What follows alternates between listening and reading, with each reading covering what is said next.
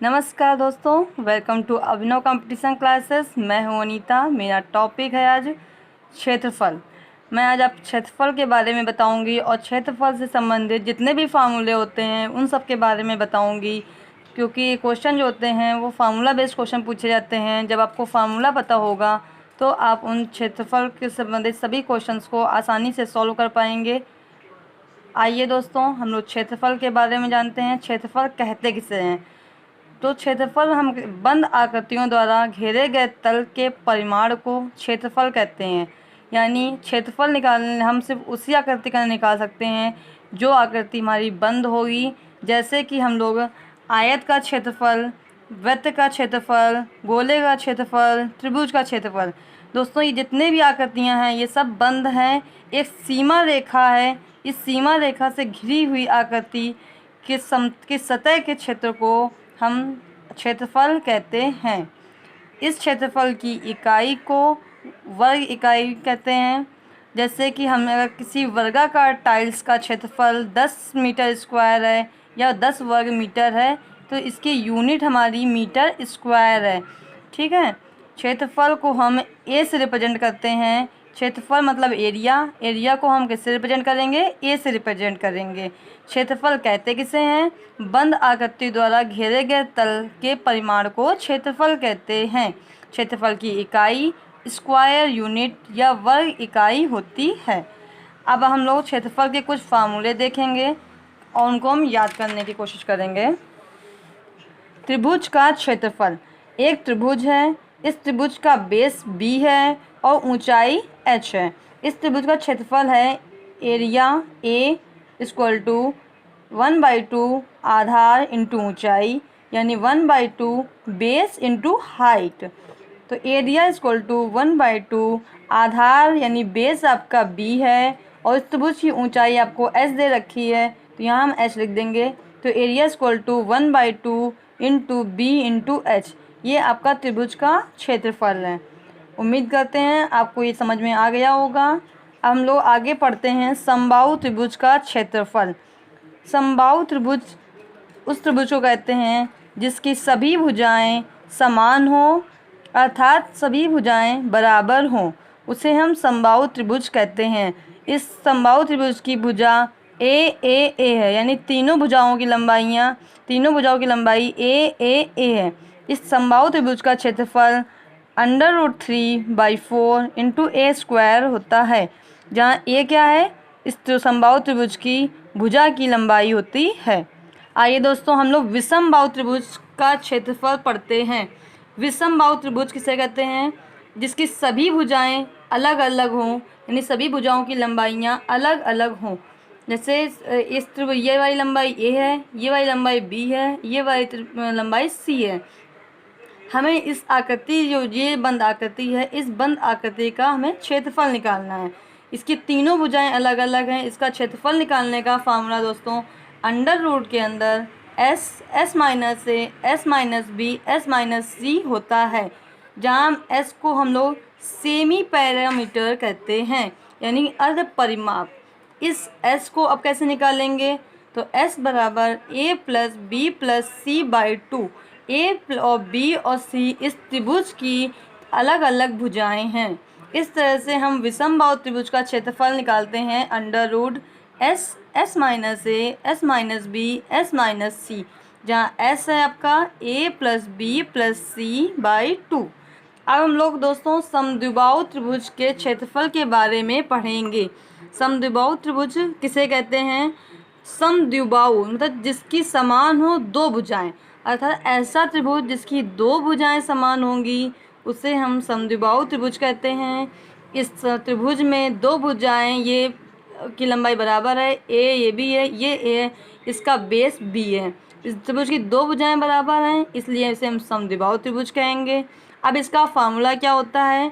तो area equal to under root के अंदर s minus a s minus a s minus b, क्योंकि यहाँ दो भुजाएं सेम है इसलिए s माइनस से दो बार आएगा और s माइनस बी तीसरी भुजा के लिए है। s को हम सेमी पैरामीटर या अर्ध परिमाप कहते हैं। s को निकालने के लिए हम तीनों भुजाओं को जोड़कर 2 का भाग दे देंगे यानी a plus b plus c by 2। इस s को हम सेमी पैरामीटर कहते हैं। ये हमने तीनों त्रिभुजों के क्षेत्रफल ज्ञात कर लिए। अब हम लोग समकोण त्रिभुज की बात करेंगे कि समकोण त्रिभुज कहते किसे हैं। ऐसा त्रिभुज जिसका आधार और लंब के बीच समकोण बने, यानी 90 डिग्री का कोण बनता है, उसे हम समकोण कहते हैं। इस समकोण त्रिभुज का क्षेत्रफल के लिए 1/2 आधार गुणे लंब यानी बेस इंटू परपेंडिकुलर। इस त्रिभुज का बेस क्या है, b, परपेंडिकुलर p। तो यहाँ पर हमें 1/2 बेस की जगह b, परपेंडिकुलर की जगह p लिख देते हैं। इस तरह से हम समकोण त्रिभुज का क्षेत्रफल ज्ञात कर लेते हैं। समकोण त्रिभुज का क्षेत्रफल बराबर, यहाँ पे एरिया लिख देंगे, area equal to 1/2 b into p, जहाँ b इस त्रिभुज का बेस है और p उस त्रिभुज का परिमाप है, यानी परपेंडिकुलर है। अब हम लोग आयत की बात करते हैं। आयत को आप बहुत अच्छे तरह से सब लोग जानते ही होंगे कि आयत में सामने सामने की भुजा बराबर होती है और इस भुजा को हम लंबाई बोलते हैं और इस भुजा को हम चौड़ाई बोलते हैं। लंबाई को L से रिप्रेजेंट करते हैं और चौड़ाई को B से रिप्रेजेंट करते हैं। आयत का क्षेत्रफल क्या होता है, लंबाई गुणे चौड़ाई, यानी लंबाई आपकी L है, चौड़ाई आपकी B है। तो आयत के क्षेत्रफल का फार्मूला हो जाएगा area equal to L into b. आइए दोस्तों, अब हम लोग वर्ग की बात करते हैं। वर्ग किसे कहते हैं, ऐसा आकृति जिसकी चारों भुजाएं बराबर हों उसे हम वर्ग कहते हैं। ऐसी आकृति जिसकी चारों भुजाएं ए, हम यहाँ देख रहे हैं, इसकी चारों भुजाओं की लंबाइयाँ समान हैं, इसे हम वर्ग कहते हैं। वर्ग का क्षेत्रफल क्या होता है, लंबाई गुणे चौड़ाई फार्मूला लगाएंगे, जहाँ लंबाई भी a है, चौड़ाई भी a है, तो यहाँ पर a गुणे a मतलब a स्क्वायर। तो इसका क्षेत्रफल का फार्मूला बन जाएगा भुजा स्क्वायर। जब हमें वर्ग का कोई भुजा दी होगी तब वर्ग का क्षेत्रफल का फार्मूला बनेगा आपका भुजा स्क्वायर यानी a स्क्वायर। यदि हमको विकर्ण d दिया हुआ है तब वर्ग का क्षेत्रफल क्या हो जाएगा, ये आपका विकर्ण है, विकर्ण क्या है d, तब वर्ग का क्षेत्रफल बन जाएगा विकर्ण का होल स्क्वायर बाई 2, विकर्ण का होल स्क्वायर बाई 2। ये आपका जब वर्ग का क्षेत्रफल होगा कब होगा, जब आपको विकर्ण प्रश्न में दिया गया होगा। ये क्वेश्चन फार्मूले बेस्ड हो गए। आपको क्वेश्चन में विकर्ण दिया जाएगा, आपको क्षेत्रफल निकालने के लिए बोला जाएगा। जब आपको क्षेत्रफल का फार्मूला याद होगा तो आप विकर्ण तुरंत आप क्षेत्रफल का फार्मूला लगा के विकर्ण स्क्वायर बाई 2 लगाकर आप तुरंत क्षेत्रफल निकाल सकते हैं और अपना समय बचा सकते हैं। समांतर चतुर्भुज का क्षेत्रफल, समांतर चतुर्भुज यानी दो भुजाओं, ऐसा चतुर्भुज जिसकी आमने सामने की भुजाएं समांतर हों उसे हम समांतर चतुर्भुज कहते हैं। ठीक है, अब हम इसका क्षेत्रफल निकालेंगे। तो समांतर चतुर्भुज का आधार यानी बेस क्या है, b, समांतर चतुर्भुज की ऊंचाई यानी हाइट क्या है, h। तो यहाँ पर हम देख रहे हैं समांतर चतुर्भुज का क्षेत्रफल का फार्मूला आधार गुणे ऊंचाई, मतलब आधार b, ऊंचाई h। तो क्षेत्रफल का फार्मूला आपका बन जाता है b इंटू h। आगे पढ़ते हैं दोस्तों, समचतुर्भुज का क्षेत्रफल। समचतुर्भुज किसे कहते हैं, ऐसा चतुर्भुज जिसके विकर्ण आपस में 90 डिग्री पर काटते हैं उसे हम समचतुर्भुज कहते हैं। इसके विकर्ण, दो विकर्ण हैं d1 और d2। तो इसका क्षेत्रफल का फार्मूला आपका बनता है समचतुर्भुज का क्षेत्रफल बराबर 1/2 d1 इंटू d2, जहाँ d1 आपका पहला विकर्ण है और d2 आपका दूसरा विकर्ण है। तो समचतुर्भुज का क्षेत्रफल किसे कहते हैं, 1/2 d1 इंटू d2। ये आपका समचतुर्भुज का क्षेत्रफल ऐसे आप निकाल सकते हैं। इसमें आपको विकर्ण जरूर दिया जाएगा, तो समचतुर्भुज का क्षेत्रफल आप निकाल लेंगे 1/2 d1 इंटू d2। अब हम लोग समलंब चतुर्भुज की बात करते हैं। समलंब चतुर्भुज किसे कहते हैं, ऐसा चतुर्भुज जिसके आमने और सामने की भुजा समांतर होगी और उनके बीच की ऊंचाई h दी हुई होगी। तो इसका क्षेत्रफल निकालेंगे तो हम सबसे पहले क्या करेंगे, 1/2 करेंगे और समांतर भुजा जो a है और ये समांतर भुजा b, इन भुजाओं का योग कर लेंगे और गुणा ऊंचाई, यानी 1/2 समांतर भुजाएं आपकी a और b, तो a प्लस b इनका योग इंटू ऊंचाई। इस तरह से हम लोग समलंब चतुर्भुज का क्षेत्रफल ज्ञात करेंगे। समलंब चतुर्भुज का क्षेत्रफल आपका क्या होता है, 1/2 a + b इंटू हाइट। हम लोग वृत्त के क्षेत्रफल की बात करेंगे। ये आपका एक वृत्त है, इस वृत्त का सेंटर हमने C लिया हुआ है और इस वृत्त की त्रिज्या आपकी r है। ये हमने स्मॉल r भी कर सकते हैं, आप कैपिटल R भी कर सकते हैं। वृत्त का क्षेत्रफल का फॉर्मूला आपका होता है πr², जहाँ r आपकी वृत्त की त्रिज्या होती है और पाई की वैल्यू आप 22/7 या 3.14 लेकर क्वेश्चन को सॉल्व करेंगे, जिससे आपका इजी हो। आप 22/7 भी रख सकते हैं और 3.14 दोनों में से कुछ भी रख सकते हैं। तो वृत्त के क्षेत्रफल का फॉर्मूला होता है πr²। अब आपको त्रिज्यखंड अगर दिया होगा, त्रिज्यखंड मतलब एक ऐसा वृत्त जिससे एक हिस्सा उसका काट के अलग कर दिया जाए, तो ये पार्ट आपका त्रिज्यखंड कहलाता है, जो कि यहाँ पे कितने डिग्री का बना रहा है, थीटा डिग्री का बना रहा है। एक वृत्त अपने केंद्र पर 360 का कोण बनाता है। जब इससे हम इस पार्ट को निकाल लेंगे, ये आपका थीटा निकाल लेंगे, तो इससे हम क्षेत्रफल का फॉर्मूला हमारा क्या बन जाएगा, जो क्षेत्रफल वृत्त का था पहले वो लिख लेंगे, πr² इंटू θ/360।